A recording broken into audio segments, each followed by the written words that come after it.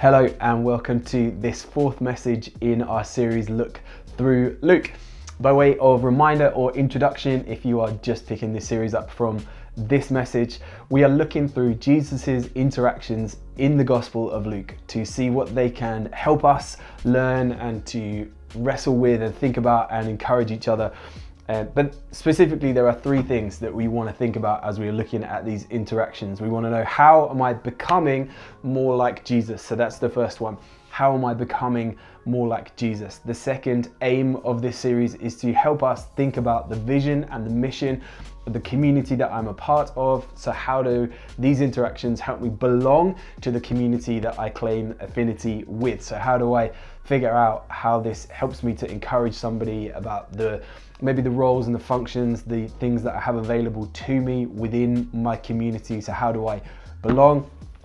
And then the third aim for this series is, how do these interactions teach and tell me how I can live out the things that I say I believe? So three series aims or ideas.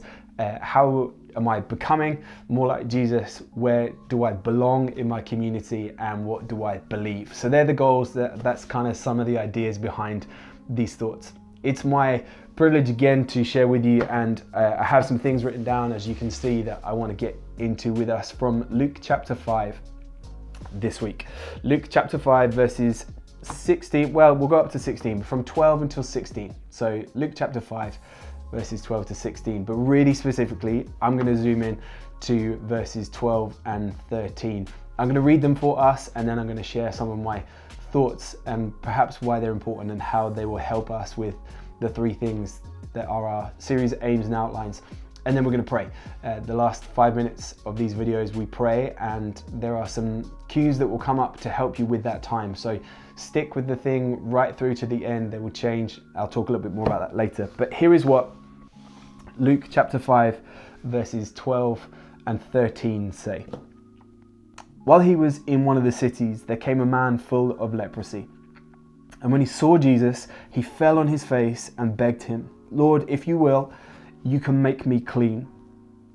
And Jesus stretched out his hand and touched him, saying, "I will, be clean."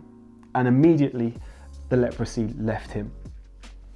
Now, I've really deliberately zoomed into those two verses. The whole thing is important, but we don't have time to unpack all of that in this moment. It's significant, so do that in your own time. Speak with people about all of that, but I want to lift these verses out and share something with us that I think will be helpful in that. So don't think that that's a value statement, that not kind of placing these moments ahead of others. It's all important, it's all significant, of course it is. But for today, for this moment, I want to lift out these verses. While he, so that was Jesus, was in one of the cities, there came a man full of leprosy. So we have to stop there.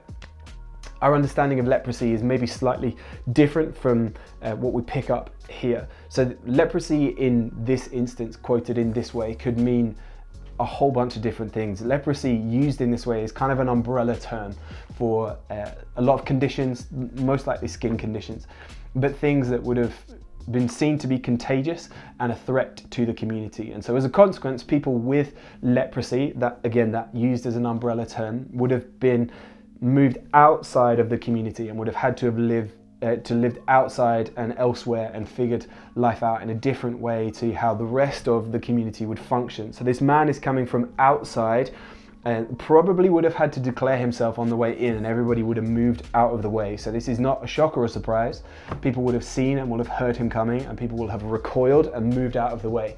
There's some practical wisdom in that, but as with all things over time, there's the levels of stigma attached increase, and the levels that this person would have been ostracized and judged, and services and goods withheld from him as a consequence of him having to self-declare this condition and his separation from community. So we encounter this person who has been pushed right to the margins of the community that he lived around, because remember, he wasn't allowed to live in it. So he's been pushed right to the margins of this space, and he lays himself down in front of Jesus. So there is this posture that we see, and that we will, I'm confident, speak on another day, but he adopts this posture of lying in front of Jesus, completely humiliating and humbling himself in front of Jesus, and says, "Lord, if you will, you can make me clean." That's this incredible declaration of faith in front of Jesus. And Jesus stretched out his hand. That's massive in this moment.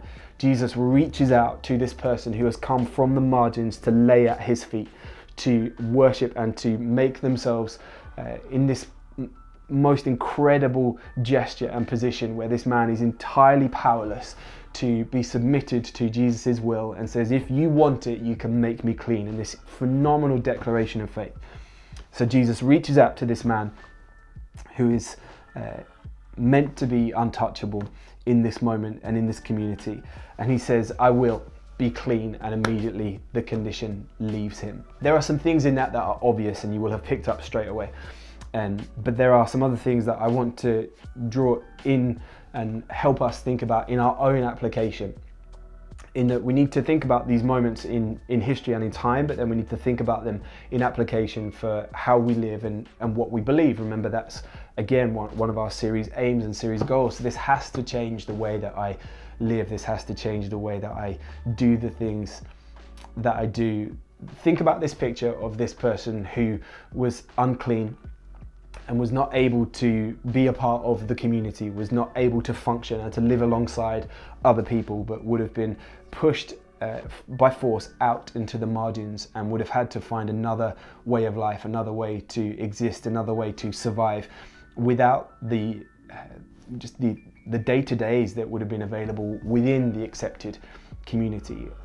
And again, to be clear, there is some practical wisdom in that. Of course, things that are contagious, you don't want to rip and to run through a community. There is some practical wisdom in keeping the community generally safe and well. It feels topical, to create these moments of exclusion where health is prioritized. But over time, what happens is reputation is established, stigma is established, and then it's no longer about the immediacy and the practicalities. It becomes about a people group, it becomes about a type of person, it becomes about access, it becomes about who's in and who's out, it becomes about who you know, it becomes about how well connected are you, and it starts to develop this stigma and this association with those on the margins, those on the periphery, and those that are in. And that feels very pertinent to life, I think, in some of our experiences and some of the way that our mind can work in a position of when we feel that we are in self-preservation mode. We are looking out for those that are going to infect or get involved in our way of life that we don't really want them to, and so we can establish systems and ways of being and ways of thought and ways of belief that keep people out and keep people on the periphery. So just keep that in mind as we work through some of these things, because as Jesus was confronted by this man, as this man makes this declaration of faith and lays himself in front of Jesus, Jesus does something that is still shocking to us now. If somebody with leprosy presented themselves to us, there would be a fair association that we are not stretching out our hands to touch that person. We're not running the risk of gaining that infection. And this has layers to it. And as this man was considered ceremonially unclean, that's the significant bit. That's what's important here in this moment. This person, as a separate issue and entity to whatever health issues they did or didn't have, they were considered ceremonially unclean, which is why he was being kept at distance. The assumption is that what is unclean will pollute things that are clean. Jesus, who is the perfect picture of cleanliness, reaches out to what is unclean. There's no threat to Jesus. He doesn't perceive any issue in what is unclean coming towards him at pace. He's confident in his ability to change and to transform that situation, that the presence of God makes things that are unclean clean, not the other way around. This speaks to us in a lot of ways, but I want to help us think about access to God.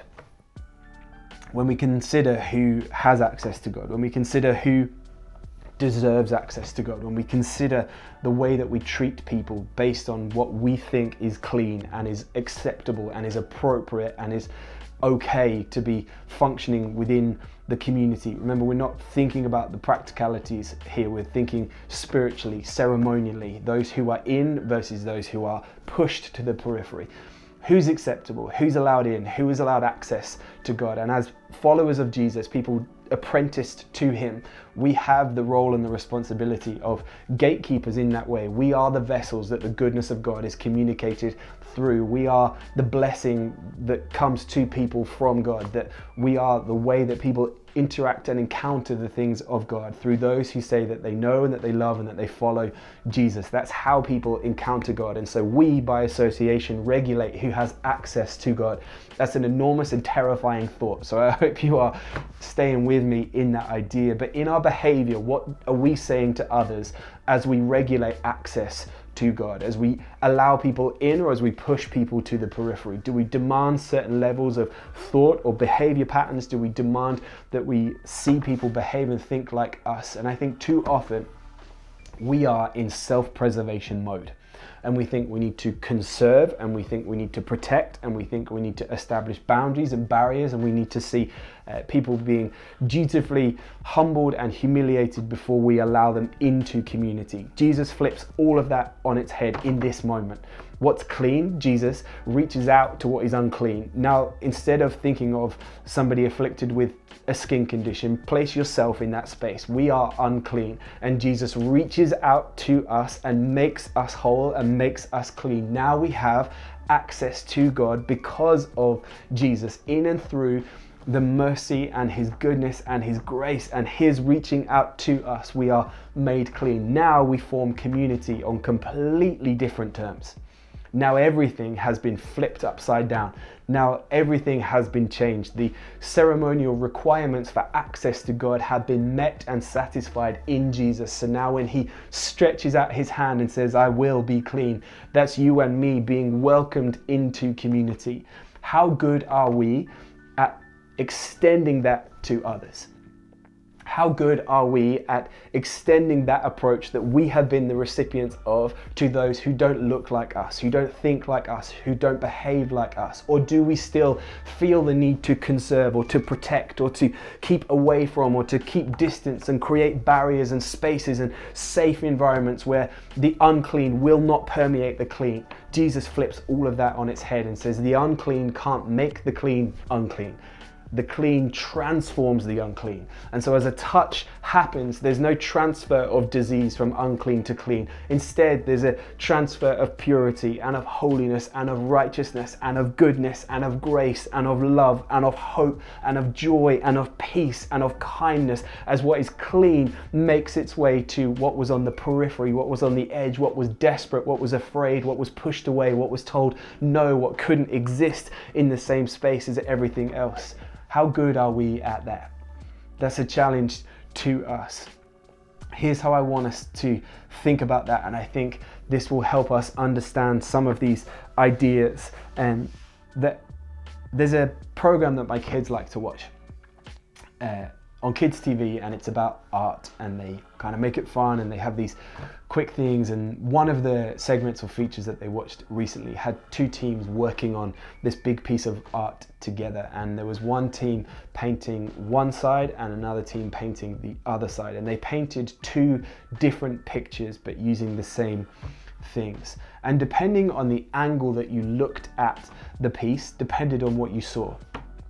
So if you looked at it from one side, you would see a caterpillar, and if you looked at it from the other side, you would see a butterfly. Same piece, same material, same substances, but two very different images depending on your angle of approach.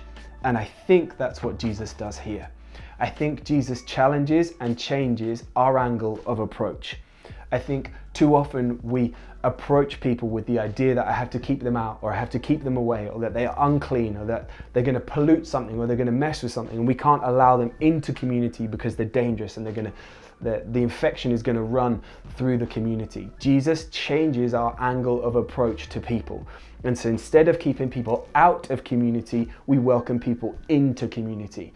Now, please hear me on this. Our behavior is massive. It's so important that it's reflective of what we believe. The way that we behave is a clue to other people about what we think about the things of God. So I'm not saying that this is just a free-for-all and that it doesn't matter and that we have no standards, and holiness still maintains an enormous value within the community, but who has access to God is completely transformed because clean reaches out to unclean with no fear of threat or transmission of the infection, because God has made a way for people to come into community through Jesus. Now you and I have the ability to extend that invitation to others without the fear of threat, of damage, of disease, sickness coming into and polluting the community, because the ways of God are better, are stronger than the things that we bring in our unclean status as we are laid out in front of Jesus, aware of our condition, aware of our need to be accepted and to be included and to be a part of community. Jesus says, I will.